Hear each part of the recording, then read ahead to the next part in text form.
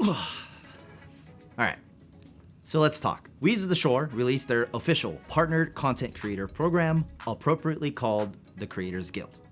Now, I wasn't going to say much about it, as I, someone who also want to get into program, want to focus on creating content. However, I've noticed quite a lot of confusion, questions, and of course, a lot of comments about the purpose and guidelines of the program. For full transparency, TM32 did advise and provided consultation to Weebs of the Shore about the program. But we are not involved in the approval or denial process, internal metrics, program benefits, and quite frankly, not involved in 99% of the program and how it runs. I personally did create and manage the official creator Discord, but I serve as only a moderator. Now, let's get into the meat of things. Starting off, let's go over the different categories the Creator Guild covers, as well as the guidelines listed for each. I'll try to keep my personal thoughts short in this section, and I'll go more in depth at the end of the video, as well as answer some questions I personally received regarding the program and its guidelines. The article and program details two different types of creators, labeled as content creators and community tinkerers. We are going to start with content creators first. Creators are anyone who posts content on a social media platform, whether that is YouTube, Instagram, TikTok, etc. Do note that non-video creators, such as fan artists or physical good makers, do count, and stream-only folks, such as those on Twitch, also count as well. You must create enough content to generate a Grand Archive following. Now, this is a bit ambiguous. I wouldn't worry too much about this category, as if you meet the other metrics of the program, this will naturally be checked off. Recommendation of 10 long-form videos or 30 short-form videos per season. A season is roughly 3 to 4 months, basically every set release. We are currently coming up on DTR release, for example. Long form refers to a traditional 16:9 aspect ratio video, such as this video that you are watching right now. Short form refers to any 9:16 or vertical style video, such as Instagram Reels, TikToks, YouTube Shorts, etc. 10 videos and 30 shorts sounds like a lot, but once you break it down to a 4-month season, that's roughly 2 long form or 7 shorts a month, with a few extra that you would have to sprinkle in every once in a while. Now, personally, I'm a bit of a hypocrite here since TM32 doesn't even post that many videos in the first place, but once you break it down like this, I think it's a bit easier to set up a goal/deadline for yourself. Demonstrate consistent viewership metrics across Grand Archive TCG videos. Now, I say this is going to be the hardest metric to hit for any new content creator, hell, even the current creators we have in the space. Short form content being 10K views is a bit of a pro and con. First, short form content does get more views on average than long form video. That style of content is being pushed more by each platform, and everyone's attention spans needs that quick fix. However, Grand Archive isn't quite there yet in terms of reach and audience. I do think that as the game grows larger, this may be easier to hit, just not right now. For these metrics, the long-term idea is that Weebs of the Shore will look at your previous season's metrics, so in this situation, HVN season. However, due to how new the program is, they will be looking at your previous 4-ish months metrics instead. Keep in mind that this may change to previous season instead without warning. Each video must have a normal amount of engagement, such as likes to comments, especially from the members of the Grand Archive community. This one is a bit hard to interpret. At the absolute minimum is basically a guard against view botting, as it's pretty cheap and easy nowadays to bot a few videos. It's of course a bit more nuanced than this, but this is how I interpret this. Must create high effort content that is mostly original. This one is also incredibly difficult to interpret and also extremely subjective. I imagine this is a safeguard against copy paste type memes or videos, but also how much effort one puts into a video can be more public or hidden than others. I'm curious to know how Weebs of the Shore applies this metric to different creators. Must have a clean record of community interaction. This is pretty simple and easy to understand. As official partnered creators, they don't want anyone who is openly toxic, a bad influence, or just be considered a bad association. As someone who is partnered, Weebs of the Shore basically align themselves with those creators. So once a creator deviates from Weebs of the Shore internal views, this is an easy way to excommunicate them from the program. Content sponsored directly by Weebs of the Shore is excluded from contributing towards these metrics. This is an interesting one because I think this excludes quite a lot of creators who received products from the company. At the same time, I also do understand that these types of videos and sponsorships is a bit unfair to others. Fun fact, spoilers actually do count towards these metrics. They are not considered sponsored content. All right, moving on to community tinkerers. This category is for creators who aren't necessarily content or for social media. Things such as community websites, applications, deck builders, apps, games, etc. A few examples are websites like Fractal of Insight or SylvieGG. Must be used actively by the community. I think this is an obvious one. If you build something and no one uses it, I don't think you should get into the program. If that were the case, I can probably just make some super jank app and get in. Must show signs of tool development and maintenance each season. This is also a bit obvious. You can't just have a thing that people use and expect to ride the program benefits until the end of time. Putting in the work to maintain the thing you created, I think has to be a requirement. Strengthening your application. Now, outside of these two things, there's really not much else. For better or for worse, what constitutes active use by the community? How much maintenance must you do to fulfill that requirement?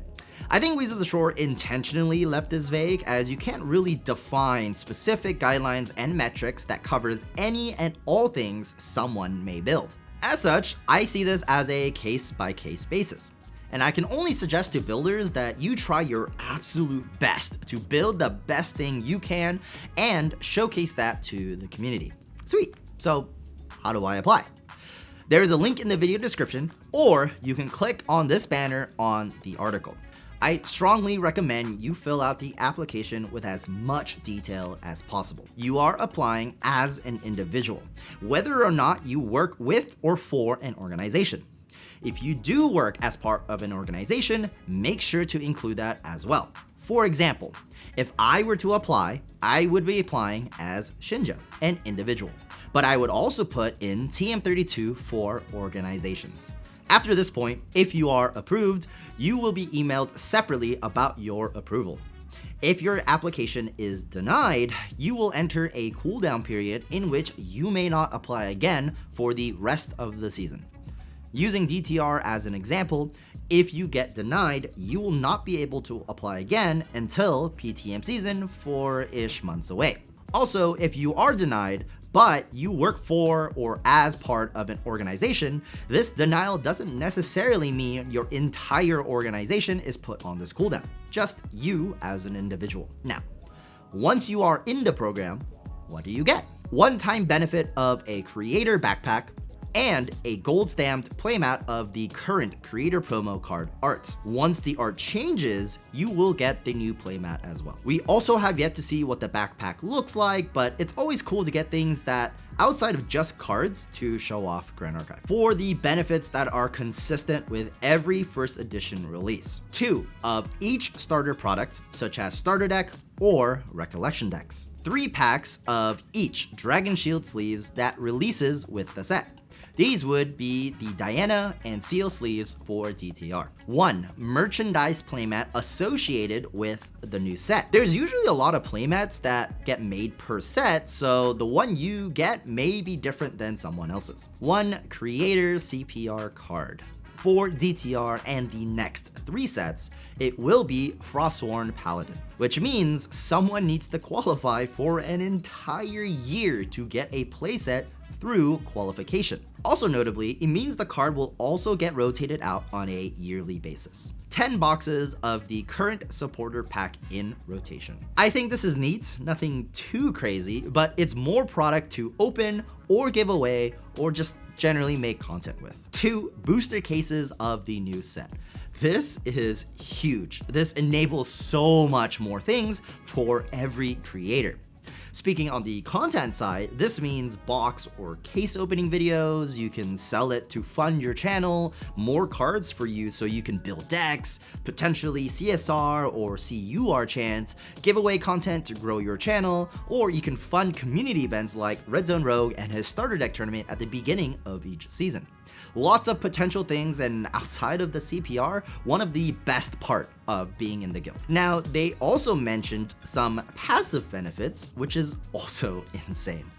Free or free upgrade to VIP or super VIP tickets to certain events while supplies last. This just incentivizes creators to show up, play at an event, get goodies, and hopefully create more content for the community. I'm thinking specifically vlogs, Ascent meta breakdowns, stuff like that. It also means that some of the creators could potentially get the VIP goodies if they miss the 0.1 second window that VIP tickets usually sell out within. Access to official partnered creator Discord server where you can collaborate with other creators and request sponsored giveaway items from Weebs of the Shore for your community. I'll talk about this a bit more since I am involved in the Discord server. I personally created an unofficial creator Discord out of request from the community to offer a space to collaborate, ask for feedback, and generally talk about content amongst peers. I think this is incredibly important and beneficial, and now having an official Discord that offers the same thing is a huge plus. Collaborating with other creators also is a good way to boost everyone's numbers, and honestly, I like to see more of that in the space. The second important one is sponsored giveaways from Weebs of the Shore. Now, personally, I don't think this is necessarily a new thing, as Weebs of the Shore has done sponsored content in the past, and nothing is really stopping anyone from sending a formal proposal to them for sponsorship. However, having it within the official creator Discord is sort of like a priority lane for these creators and removes some of the headache and friction that may come from sending via email or even in person. Now, finally, creators must maintain requirements season to season. Failure to do so will result in a warning for the first season with removal from the program if they cannot maintain after the warning. The final sentence falls back to the guideline regarding maintaining a clean record. Should you do anything to jeopardize their image, and I imagine Weebs of the Shore's image within the community, Weebs of the Shore reserves the right to remove you from the program. Just a little bit of built-in safety for the company. Whew. Well, that's all the nitty-gritty details. I'll link the article in the description below, as well as the link to the application if you wanted to go over it yourselves.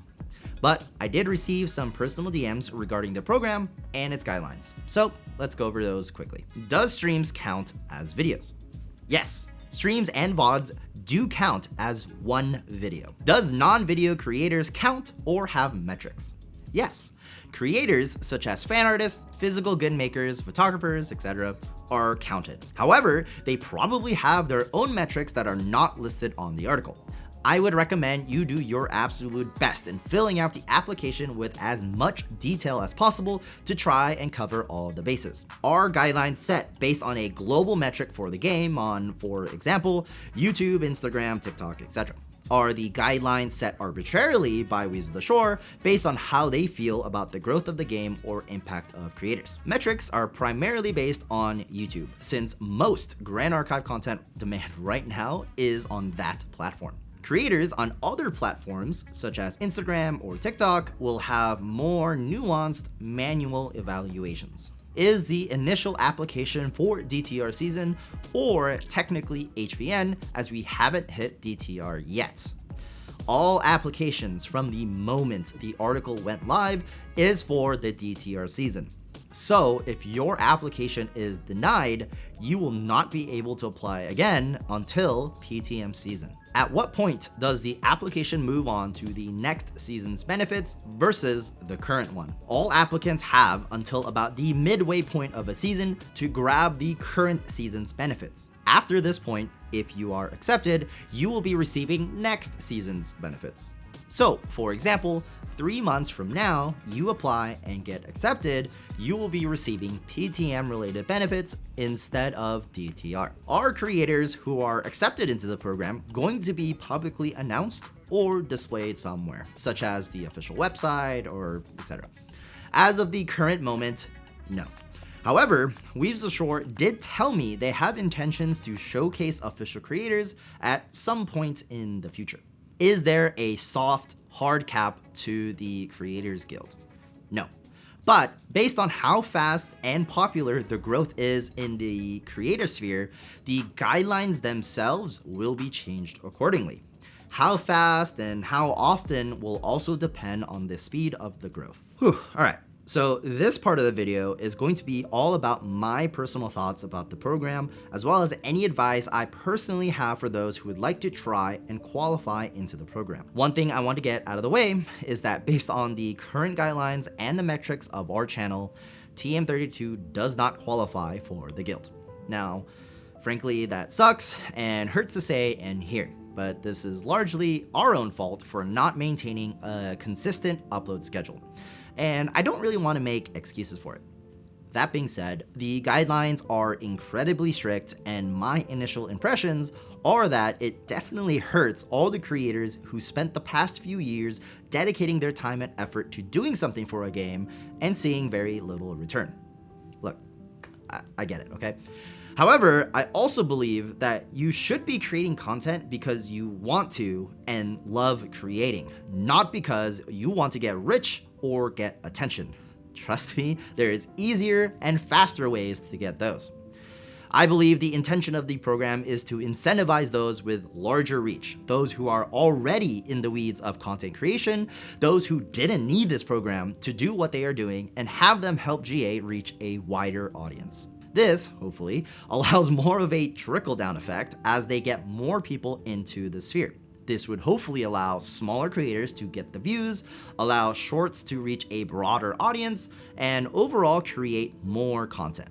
At least that's my hope for the future, and I'm sure Weebs Ashore will monitor and watch how this plays out and adjust if needed. Who knows? Maybe in the future, they can create a smaller tier, similar to Twitch affiliates or something like that. For those who want to try and qualify for the program, my advice is to start with YouTube and long-form videos specifically. Demand for content on YouTube is growing every single day. And even though there are multiple creators in the space, there could be more, and there's different types of videos that the space is missing and needs. Videos such as vlogs, judge-related content, player preparation videos, theory crafting, lore, so many things that some of the larger games have, but we don't. Tap into these audiences. Another bit of advice is to just create content you personally want to see. Making videos you like and would watch yourself is the easiest way to motivate and execute. Set yourself a deadline, and regardless of how you think about the video's quality, post it anyway. This keeps yourself in check, learn from the hardships of executing, and makes the next one better. Keep reiterating and keep getting better. There's always something to learn. Anyway, these are just my thoughts, but I want to hear from you guys. Leave a comment about your thoughts on the program. I love to hear suggestions on how the program can be adjusted for the future. Anyway, I hope this video was a bit informative, and I'll see you guys in the next one.